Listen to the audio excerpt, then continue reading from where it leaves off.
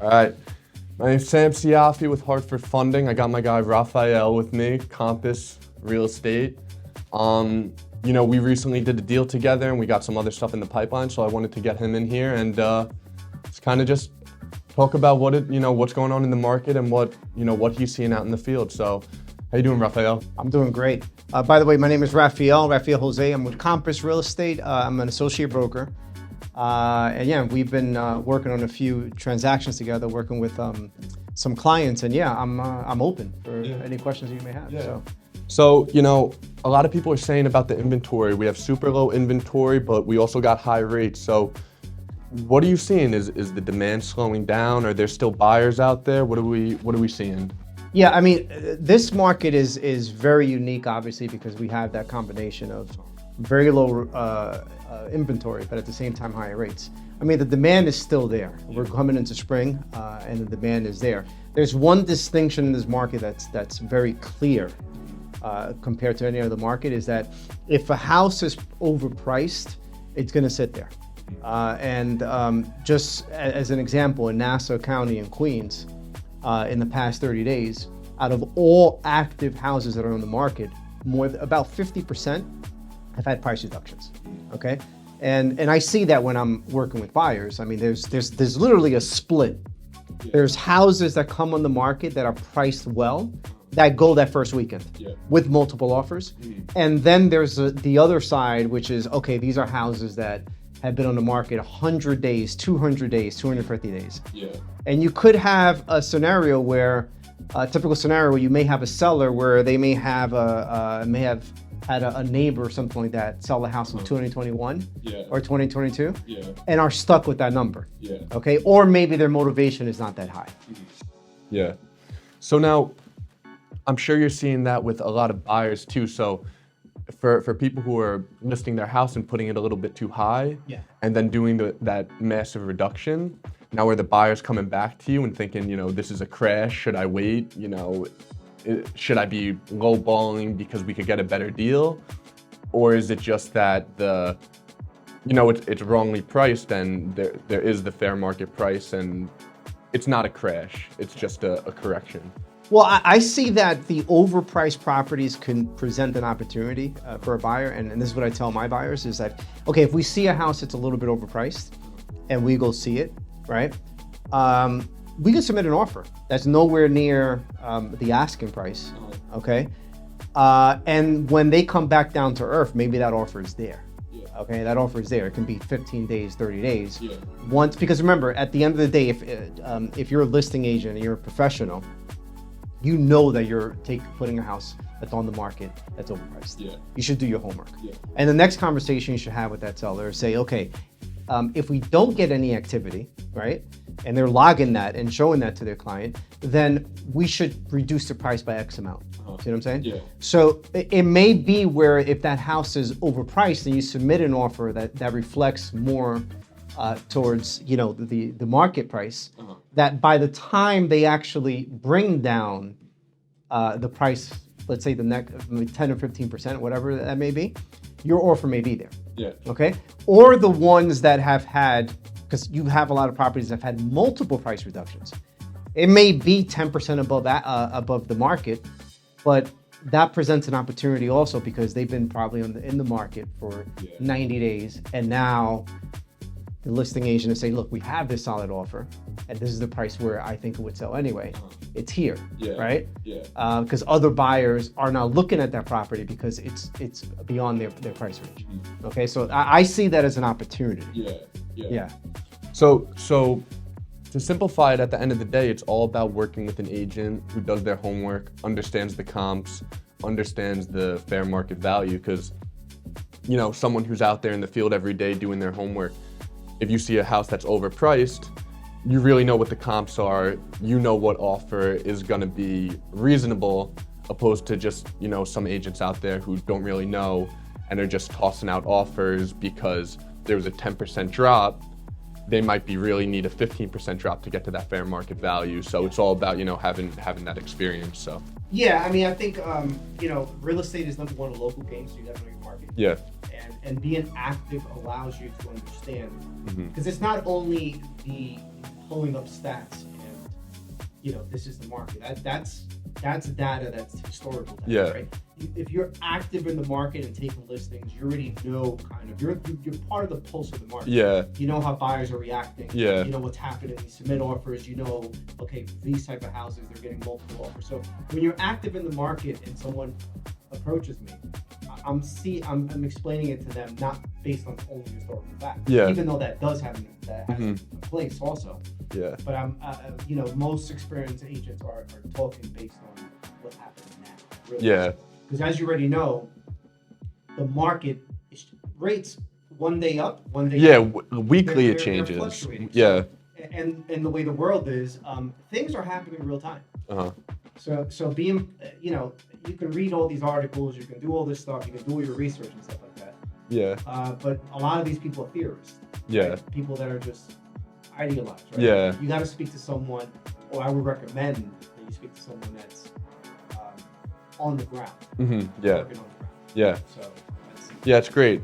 And then with you being out on the ground and then me being here, keeping on track of the market, that's the perfect team, because we see rates the day it's happening, the minute it happens. Right. You're out there seeing how these buyers are responding to these rates, and then the news is gonna tell you 4 or 5 days later, and then it might be totally different. So it's important to just be on the same page, be on top of the market, and be in real time. So yeah, the goal is when professionals, like how we communicate, you let me know what's going on in the finance end, because I may hear a news that's happening. Yeah. But that, again, news is really for clicks, right? Yeah. Clicks and giggles, right? Yeah. It's really that communication real time. What's happening right now? What are you seeing, right?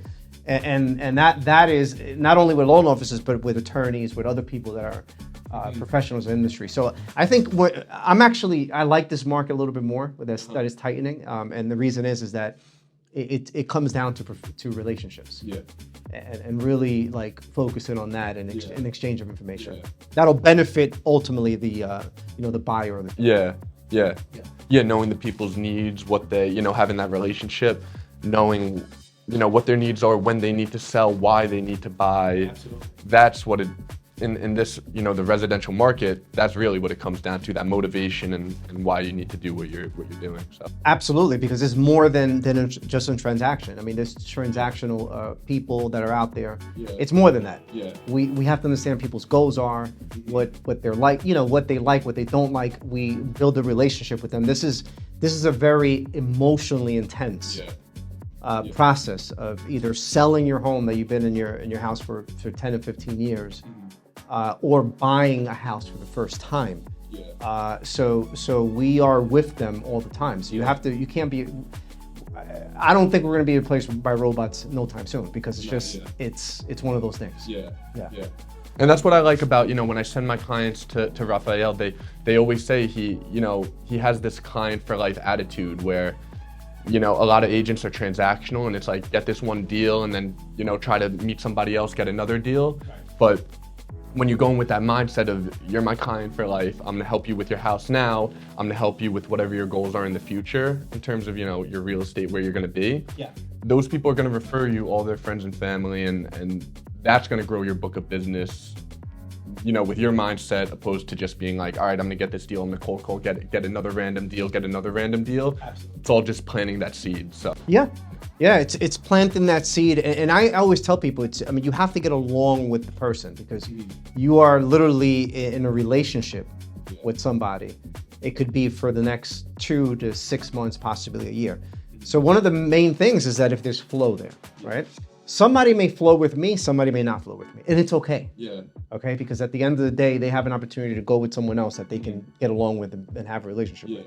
It's like almost like not a dating scene, but it's at the same time, it's, you get to interview people and you see if there's a flow there, if there's a match. Yeah. Okay. And I think that's very important because it's, being with somebody you're going to work with, I say that there's some important things. First, you have to get along with them. Number 2, they have to demonstrate that they have a process or systems to help you get there. Yeah. Right. And then the third thing that you could use is experience, right? And you could have somebody that doesn't have that much experience. Right? But they have the drive to get you there. You see what I'm saying? So it's not only just on, okay, how many years of experience you have, but is that person hungry? Because sometimes somebody with so many years of experience, may be a little, just lazy and not put you as a priority. Yeah. You see what I'm saying? Because they're doing 100 or 150 deals. Yeah. Okay. So you really got to find the right fit for you and your family. Yeah. And sometimes I speak to people and they're like, I'm working with 2 agents. I'm like, that's great if you want to do that, but it doesn't make sense. Mm-hmm. And the reason it doesn't make sense is because we all have access to the same information. Yeah. If someone's selling their house, they're not going to keep it a secret. Yeah. We have information, all right? So it's about who's going to do those, those important things, which is who you're going to get along with, which process and systems, and the experience. Yeah. You see what I'm saying? Yeah. Because that's going to help you get there. Yeah. So. Yeah. And I hear that a lot. A lot of clients will say, and you'll see it on social media, a lot of places like, what's the point of having an agent? I could go on Zillow right now. I could go, but it's not about you're able to find them the information. They could find their own information. Absolutely. It's about you being kind of the glue of the whole transaction, making sure, the attorneys, the lenders, everybody's in place. Right. You're helping them schedule and get into the properties, and then you're the glue keeping the whole deal flowing. That's the value of a realtor. It's not about just getting information. Anyone could get information. Yeah. It's about making sure the deal goes smooth. Absolutely. I mean, look, we all are free to choose and do whatever we want. Mm-hmm. You can go on Zillow, you can go on all these places and talk to the listing agent direct. The only thing that you should keep in mind is that when you're speaking to a listing agent direct, they're representing the seller. Mm-hmm. Okay, they're not representing you. So at the end of the day, if there's anything that's going to go against their client, which is the seller, they don't have to disclose to you, right? If they have a house listed for $700 and it's really worth $625, they're not going to tell you that it's really worth $625. They're not going to show you comps of that. You're buying it at, or your expectation is that it's worth $700. They're not going to disclose that. So that's one thing to think of. Also, I mean, we, as a buyer's agent, we handle a lot, right? And just to let you know, even the scheduling process of, let's say you want to see 6-7 homes, coordinating the showings with all these houses to your schedule, to the seller's schedule. Because remember, the seller has one schedule, the listing agent has another schedule. They may have tenants, that's another schedule. Yeah. And you have to kind of coordinate and optimize the route. Yeah. Just for one, that's just one thing that can take hours. Yeah. That's just one thing. But at the end of the day, even if you're looking at a property and you're filtering by certain criteria, there's certain information that as the agent you would have to ask the other agent on the other side, right? Yeah. Also seeing the home. Mm-hmm. That agent should have the experience to pinpoint certain things that should be of concern, right? But also knowing the market and letting you know kind of like where you should offer the price. Because something that was happening in 2021, which was people got away with it then, but a house came on the market and it was listed at a certain price, and sellers can get away with anything. And the reason being, it was that because the model, the thing that people were doing, especially with inexperienced agents, they were like, oh, you got to offer above asking. You got to offer above asking. But you didn't even check if that listing price was anywhere near what the market price was.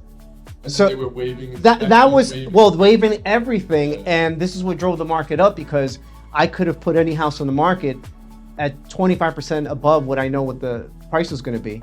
I could have somebody waive the appraisal. And people would bite, and inexperienced agents would show these people properties, and then they would just offer over asking because that was a model. Okay, if it's asking, you got to over ask. Yeah. No such thing as far as doing your research or doing your homework. Yeah. Before you submitted that. Yeah, it was. I remember that year. That was that was a crazy year. It was.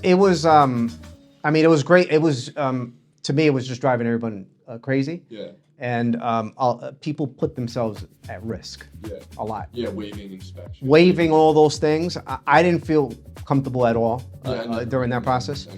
And this is why this market, where it's a little bit more normalized, is something that I think it's better for both parties. Yeah. Because you kind of want a balance. Yeah. You want fairness. Yeah. That's how I feel. Yeah. No, I totally agree.